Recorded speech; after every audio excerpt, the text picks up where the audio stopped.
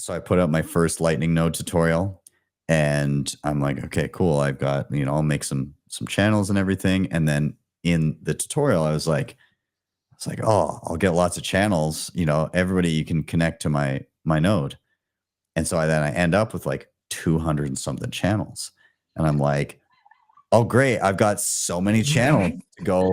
I can and then I used it quite a bit, and I had a decent amount on there, and like I could, and then I get to the point, I've got all these channels, and I've got a bunch of liquidity on my side of a bunch of the channels, and I'm trying to make small payments, and nothing is going through. And I'm like, what in the hell is going? How could this possibly be happening? Look how many channels I have.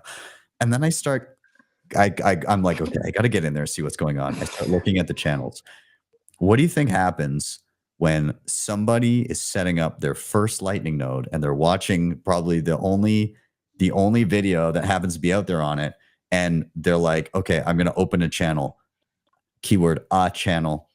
They open a Lightning channel to me as their outbound liquidity and use me anytime I open a channel to any other large node, instantly drain it.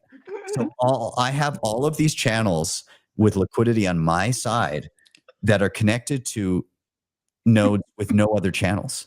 And so unless I want to pay that specific person, it's just dead end money on the side of a dead channel.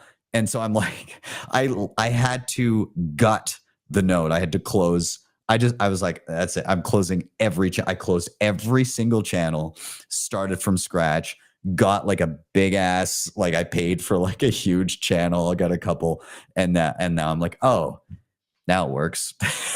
Today's bullish bit was brought to you by CoinKite, makers of the Cold Card Q, my personal choice for securing my Bitcoin in self-custody. You can check them out by scanning the QR code or clicking the link in the show notes down below.